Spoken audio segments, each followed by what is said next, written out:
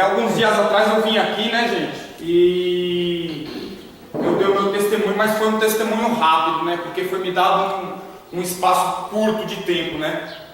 E hoje me foi liberado o tempo, eu tenho um tempo à vontade. Eu vou dar o meu testemunho mais detalhado, né? Para quem me pegar aí na filmagem, nós estamos aqui numa clínica em Bragança Paulista. É uma clínica de dependência de álcool e drogas, né? E esse testemunho é um testemunho de Deus. De qualquer um pode ter libertação, em qualquer área da vida. Oh, glória, aleluia. Tanto álcool, droga, minha vida, vocês vão ver o testemunho, roubo, crime, prostituição. Eu era destruído em todas as áreas da minha vida. Eu escrevi meu testemunho aqui antes de vir para cá, eu escrevi em papel, porque como eu fui usuário de crack por 18 anos, eu tenho problema de memória. Às vezes eu esqueço das coisas, né? Então, às vezes muitas coisas passam batido. Então eu vou dar o testemunho lendo, que é para ser um testemunho completo, não passar nada em branco. Amém. Então eu vou começar o testemunho agora. Há 20 anos atrás, eu me tornei servo de Satanás. Eu fui usado grandemente por forças malignas, né? Eu me tornei ladrão, eu me tornei assaltante, a mão armada. Só que eu me tornei ladrão sem necessidade, né? Porque eu era de uma família de classe média, como ainda sou. Aqui tá, a Gabi está aqui, que é minha prima, testemunha, né? Meu pai tinha caminhões, nós tínhamos oficina de autoelétrico, mecânica, assim. Então eu não tinha necessidade, eu não tinha precisão, né, de virar ladrão. Mas por forças malignas eu entrei na vida do crime, né? Eu comprava carros batidos, eu comprava motos batidas em leilões, né? Aí eu roubava carros bons, da mesma qualidade, da mesma marca, roubava motos boas e transferia as peças dos carros que eu roubava para os carros batidos. E com essa consequência eu lucrava muito dinheiro, né? Com os roubos e com as transferências de peças, né? Tinha muitos carros que às vezes não transferia nem a peça, transferia somente os números do chassi. Naquela época era muito diferente, né, dos dias de hoje, que os carros têm muitas numerações por todos os carros, né? Há 20 anos atrás você trocava o número de chassi e pronto, estava feito, né, um malabarismo, um engano, né? E ganhei muito dinheiro por isso. Além disso, comecei a fazer sequestro relâmpago. Naquela época quase não existia ou não existia. Se não fui eu que inventei o sequestro relâmpago, eu fui um dos primeiros, né? Há 20 anos atrás eu me regozijava, me alegrava por isso, né? Eu me engrandecia, né? Por fazer esse tipo de crime, né? Que hoje é um grande mal, né? No meio da sociedade, né? Hoje que a gente vê muito na televisão é isso aí, sequestro relâmpago, porque vai lá, rapidinho lá, pega a pessoa, vai lá no banco, saca o dinheiro que ela tem na conta, faz compra no cartão de crédito e maravilha, né? Mas maravilha pro mal, né? Porque para Deus você está fazendo tudo de errado, né? E há 20 anos atrás, para assaltar um banco era muito fácil. Não é igual hoje que existem essas portas giratórias, né? Antigamente não tinha isso, não tinha filmador, esses trem para filmar. Você entrava no banco com 4, 5 companheiros tudo armado, cada um se encostava num vigilante, pronto, tinha os vigilantes e tava feito o assalto do banco, né? Muito diferente de hoje. Então, minhas amizades naquela época era tudo isso, era assaltante de banco, eram traficantes, né? Eu era no meio dos ladrões, eu era um dos cabeças, era eu que bolava os planos, né? Porque, não sei, Deus me deu uma sabedoria, sei lá, a mais, ou Deus ou o mal, né? Na época me usava grandemente. eu que armava os planos, e os meus planos eram perfeitos, porque todos os assaltos meus davam certo, nunca acontecia nada errado, né? E todos do meu grupo me respeitavam, eu era o cabeça, né? Até que um dia houve uma morte num assalto, e eu tive que sair de casa, eu tive que fugir de São Paulo, porque eu já era conhecido da polícia, só que a polícia não podia me prender, porque meus crimes eram perfeitos, como que ia me prender? Eles não tinham provas, eles sabiam que era eu, mas não tinham prova, né? Mas como houve morte desse crime, houve testemunhas, então eu tive que sair de São Paulo, né?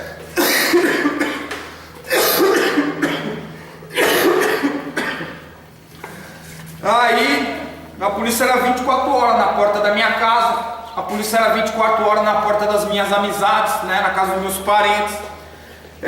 Eu fui obrigado a abandonar o crime, fui obrigado a abandonar a minha cidade, né? Só que eu abandonei o crime, mas Satanás não me abandonou, ele me usou de outras formas, né? Juntamente com o crime, quando eu entrei no mundo do crime, eu entrei no mundo das drogas, e antes mesmo das drogas, eu já estava no mundo da prostituição, porque para Deus prostituição não é se vender por dinheiro, né? Para o mundo, prostituição é só putaria e puteiro, homem se vender por dinheiro, mulher se vender por dinheiro. Mas para Deus, todo sexo fora do casamento é prostituição. Então eu vivia na prostituição e vivia nas drogas, né? A consequência, eu não conseguia namorar ninguém. Satanás me usava, porque Satanás não deixa você sentir amor, né? Satanás, quando está na sua vida, ele não deixa você sentir carinho, afeto por ninguém. Então naquela época minha vida era sexo, drogas e rock and roll. Eu gostava muito de rock and roll, e tem um rock and roll, hoje tem um rock and roll evangélico, que é o rock and roll do bem, mas esse rock and roll do mundo é o rock and roll do capeta. Tanto que tem muitas drogas que diz, né, que até aquela música de Raul Seixas que diz que o diabo é o pai do rock, e verdadeiramente o diabo é o pai do rock, né? E a vida, né? E eu não conseguia sentir amor por ninguém. Então eu ficava com uma, ficava com outra. Um dia eu estava com uma mulher, outro dia eu estava com outra, né? Aí eu cheguei a entrar num quarto de puteiro uma vez com 10 amigos entre aspas, porque amigo do mundo não é amigo, né? Amigo do mundo não é amigo. Cheguei a entrar num quarto de puteiro com 10 homens e 10 mulheres. Imagina a bagunça que não foi. Então é só o capeta que imperava na minha vida, né? E o Satanás me usava tremendamente também na área da prostituição, até que eu encontrei a minha esposa, que é a Cláudia, todos conhecem, minha esposa, e eu consegui me libertar da prostituição, através dela, né, que há tempos, antes de eu conhecer ela já tinha aceitado a palavra de Deus, né, que é a palavra evangélica, né. Eu fui conhecendo a palavra de Deus, através dela, eu larguei o roubo, larguei a prostituição, mas continuei nas mãos de Satanás. Satanás continuou cavalgando em mim, porque Satanás nos chama de cavalo, né? Porque ele nos chama de cavalo, os homens chamam as mulheres de égua, porque ele monta em cima de nós e cavalga em cima de nós. Ele faz de nós o que ele quer, né? E ele cavalgou em cima de mim na área das drogas por longos 18 anos, né? Eu fui usuário de crack por 18 anos, e eu a principal droga minha era o crack, mas eu bebia, eu cheirava pó, eu fumava maconha, né? E Satanás cavalgando em cima de mim, eu fui conhecendo a palavra de Deus, ele em cima de mim, eu conhecendo a palavra de Deus, através da minha mulher, né?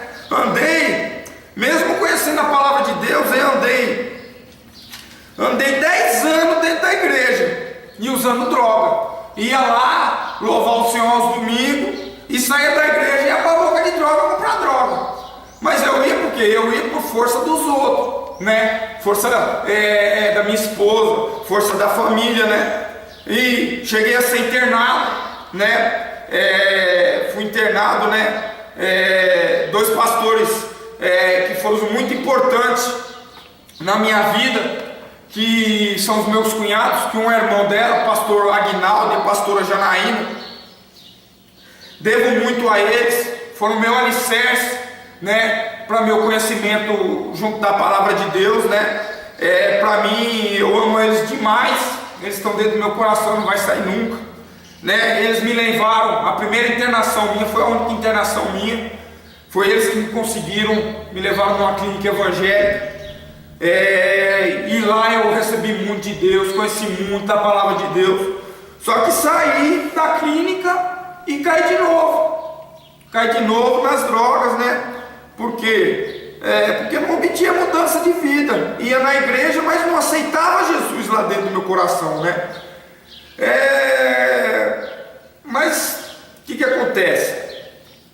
Eu só obtive a mudança, a libertação, quando eu quis ter libertação e ter mudança. E isso aí é para todos. Enquanto vocês estiverem aqui por força de parentes, por força de familiares, por força da justiça, vocês não vão ter mudança. Vocês só vão ter mudança quando vocês quiserem mudar, certo? Porque eu só tive mudança quando eu quis mudar. Enquanto eu tive força de parentes, eu tive força da família me empurrando para isso, me empurrando para a internação, me empurrando para clínicas, me forçando a largar das drogas, eu não obtive mudança. Eu só tive mudança quando eu quis, porque a mudança tem que partir de dentro de nós. A mudança não tem que partir dos outros, né? Então, eu passei por vários tipos de tratamento. Eu fui, cada um tem um tipo de libertação, né? Eu conheço pessoas que buscou só a parte espiritual na igreja e se libertou. Eu conheço pessoas que buscou libertação através de médico e conseguiu se libertar. Eu estava tão carregado de capeta, tão carregado na mente do mundo, que eu só obtive libertação, eu querendo, né? E eu busquei ajuda espiritual juntamente com a ajuda de médico. Até hoje eu faço uso de medicamentos, né? Então o que acontece? Cada um tem um tipo de libertação, né? Eu tive que procurar ajuda médica, mas a libertação da droga e do crime e da prostituição só vai haver se ela partir de você. Não adianta internação, não adianta religião, não adianta médico, não adianta remédio. Se vocês não tomarem atitude, se vocês não quiserem sair do erro, nunca vai haver libertação, certo? Tem que partir de vocês. Quando alguém falar que vocês não tem jeito, vocês não podem aceitar essa palavra, não. Porque muita gente profetizou sobre a minha vida. Esse não vai mudar. Esse não tem mais jeito. Esse não vai sair do crime. Esse não vai sair da droga. Principalmente os dentro de casa. Irmão, pai, mãe. Esses é o que mais profetiza na nossa vida. Contra são esses. Porque esses tá vendo o que nós estamos vivendo, né? Esse é o que mais profetiza contra nós. Mas nós temos que repreender as palavras da boca dele. Falar, eu vou mudar, eu vou ter mudança, né? Então nós temos que buscar a mudança, pois ela vem, né? Pois ela vem, né? Elas provêm, porque essas palavras que essas pessoas profetizam sobre nossas vidas, não são as pessoas que estão falando aquilo lá por elas próprias. Aí são Satanás que usa a mente delas, usa a boca delas para falar contra nós, né? Mas a gente tem que aceitar Jesus, né? A gente tem que provar que nós podemos ter mudança, né? Nós temos que provar que nós podemos ser diferentes, né? Por quê? Porque eu sou uma prova disso. O testemunho que eu dei para vocês, e eu tive mudança, né? Eu era todo destruído, né? E todo mundo falava que eu não ia ter jeito, que eu só ia mudar quando que eu morresse. Aí eu ia mudar. Mas eu estou aqui para provar que há transformação, que há libertação, que todo mundo pode mudar, né? Eu sou a prova disso, né? Como eu já disse, eu era todo destruído. E hoje Eu sou um servo de Deus, sou servo do Senhor. Hoje eu prego a palavra de Deus. Hoje eu sou ministro da palavra de Deus, né? Todos que falavam que eu não ia mudar, queimaram sua língua, né? Porque Deus liberta, Deus restaura, Deus transforma. Mas vocês têm que acertar Jesus dentro do coração, né? O povo do mundo diz que pau que nasce torto, cresce torto e morre torto, né? Mas isso é mentira do capeta. Isso é o capeta que fala isso para envergonhar. Porque Jesus veio como carpinteiro. Jesus era carpinteiro, o pai dele era carpinteiro e ele era carpinteiro também. Jesus veio como carpinteiro para provar que pau que nasce torto, cresce torto, Jesus endireita. E eu sou prova disso. Porque eu nasci torto, numa família que não era evangélica, não conhecia a palavra de Deus. Eu cresci torto, fiquei mais torto ainda após o meu crescimento, né? E após ser todo destruído, que eu era tão torto que o povo do mundo falava que eu não tinha conserto. Mas Jesus me consertou. E hoje eu estou aqui dando testemunho de que pau que nasce torto, cresce torto, Jesus endireita. Aleluia. Amém, aleluia. Amém. E eu queria só deixar uma palavra aqui bíblica, né? Que eu falei que não ia pregar, hoje eu ia dar só meu testemunho. E vamos fazer oração para o povo. Eu quero falar sobre os dois fundamentos, né? Eu vou ler aqui que está em Mateus 7.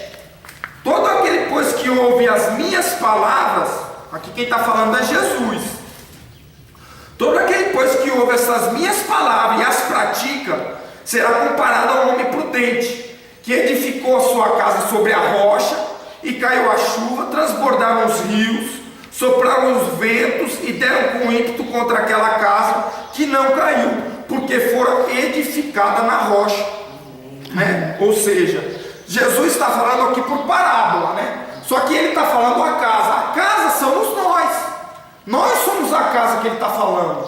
Ou seja, a rocha, que ele está falando que a casa tem que ser edificada na rocha, a casa somos nós, e a rocha é a palavra. O alicerce nós que somos a casa, tem que ser a palavra de Deus. Nós temos que ter o nosso alicerce na palavra de Deus, porque quando vinham os ventos, quando vinha a chuva, o que é o vento e a chuva? O vento e a chuva são as obras de Satanás. O vento e a chuva são os deleites das vidas carnal, né? O vento são as coisas do mundo. O que é prostituição, drogas, bebedeira, balada, tá entendendo? Tudo que é errado, isso que são os ventos. E Jesus está mostrando para nós que nós temos que fugir disso. Porque quando nós estivermos ali na palavra de Deus, o nosso alicerce, né? O nosso alicerce estiver na rocha, na palavra de Deus, quando que vinham os prazeres da carne, os prazeres do mundo, nós possamos recusar.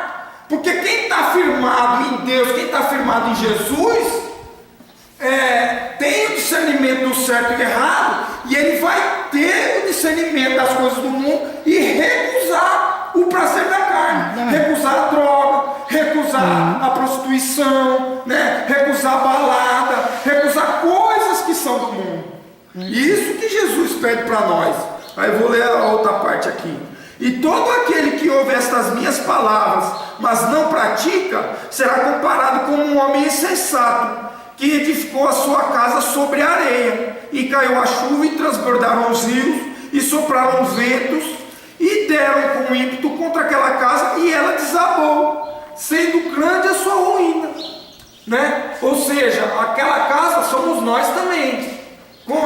Essa casa, ela não estando alicerçada na palavra de Deus, ela estando aqui a comparar o alicerce na areia. Quando nós não estivermos alicerçados na palavra de Deus, quando vier o prazer da carne, o prazer do mundo, as coisas mal do mundo, nós vamos cair na tentação, nós vamos ceder à tentação, às coisas mal, às coisas do mundo, que eu acabei de falar, a prostituição, as drogas, tudo que porque o diabo é esperto, o diabo sabe qual que é a nossa fraqueza. Um é a droga, outro é a bebida, outro é a prostituição, outros são balada, outros são outras coisas. Cada um tem uma fraqueza, e Satanás sabe qual que é a nossa fraqueza, e ele vai agir onde que é a nossa fraqueza.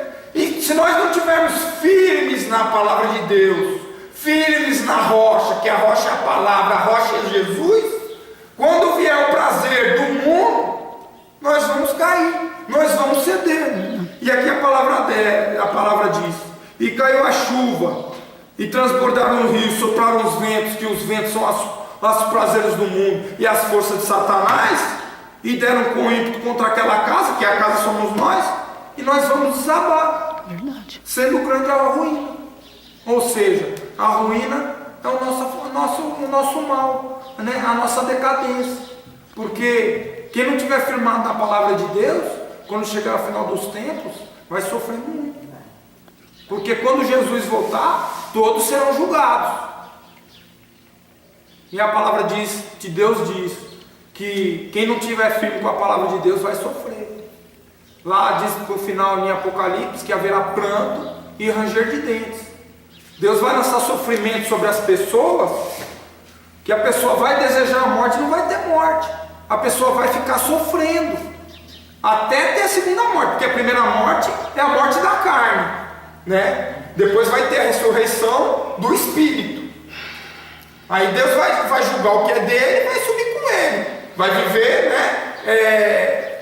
Vai para o céu, né? Ou vai para um lugar escolhido de Deus, né? E lá não vai ter aflição, não vai ter fome, não vai ter choro, não vai ter cansaço, né? Não vai ter aborrecimento. Esse vai ser o lugar para aquele que for escolhido para Deus, né? Agora aqueles que não for para o lugar escolhido de Deus, vai ficar sofrendo junto com Satanás, vai ter um tempo de sofrimento, vai ter um tempo de tormento, e depois vai sofrer a segunda morte, que é a morte da alma, onde vai ser lançado no lago de fogo e enxofre, que é um que fala que vai ser lançado no inferno. Aí vai ter a segunda morte. Quem morrer com Cristo vai ter a vida eterna, né? Aí o que acontece hoje? O povo não conhece a palavra de Deus, não sabe os fundamentos de Deus, aí troca 70 anos, que é a nossa média de vida, pelas vidas carnal, né? Troca 70 anos de vida num sofrimento, porque nós aqui, todos nós passamos por sofrimento, né? Sofrimento de tudo quanto é tipo. Sofrimento com família, sofrimento com filho, falta de alimento, sofrimento de enfermidade, doença, né? O povo está trocando 60, 70 anos da vida carnal pela vida eterna com Deus, onde não vai ter sofrimento, nada. Está entendendo? É isso que está acontecendo com a grande maioria, que Jesus diz que o povo, em vez de procurar a porta estreita, onde que poucos vão passar, o povo está procurando a porta larga, que é onde que é o prazer, né? Onde que é o prazer, tudo atrás do prazer da carne. E o povo está se esquecendo que vai haver a vida após a morte, vai haver a ressurreição, e quem morrer com Deus vai ter a vida eterna, e quem morrer sem Deus vai passar por tormento, sofrimento, e vai ter a segunda morte, que é a morte do Espírito. Então, nós que estamos aqui em vida em carne, nós estamos passando por provação. Deus está nos testando, Deus está nos provando, para ver se nós somos merecedores da vida eterna. Temos que prestar muita atenção nisso. O povo que não é fundamentado na palavra de Deus, pensa que nós vamos morrer aqui, acabou. Não é isso aí não, gente. Nós vamos morrer e vamos ter a ressurreição. E Deus vai julgar. Quem é dele vai com ele para ter a vida eterna, no lugar escolhido para ele, onde não vai ter sofrimento nem nada mais, nem aborrecimento nem nada. Nós vamos viver no paraíso, né? Agora aquele que ficar no mundo desfrutando dos prazeres da carne, vai morrer e vai ressuscitar de novo, mas vai ressuscitar para sofrer, para ser atormentado, e depois vai ter a segunda morte, que é a morte do Espírito. Essa é a mensagem que eu quero deixar para vocês. Então, vamos consertar nossa vida diante de Deus, e vamos consertar nossa vida diante das drogas também, diante do álcool, né? Diante de tudo, né? E provar para nossos familiares, né? Para nossos parentes, os nossos conhecidos, que nós conseguimos obter mudança, porque eu sou prova disso, que eu dei um testemunho, e vocês viram tanto que eu era destruído. Satanás cavalgou em cima de mim e quis destruir muito a minha vida. Eu já tive tanto livramento de morte, em assalto, em acidente, né? E hoje eu estou aqui, por quê? Porque Deus tinha um propósito na minha vida, porque Deus sabe do nosso futuro, e Deus enxergava minha vida futura e sabia que hoje eu ia estar aqui, sabia que hoje eu ia estar pregando em outros lugares, e sabe que muito mais eu vou fazer para frente, pela palavra dele, pelo nome dele. Essa é a mensagem que eu quero deixar para vocês. Hoje eu peço uma salva de palmas para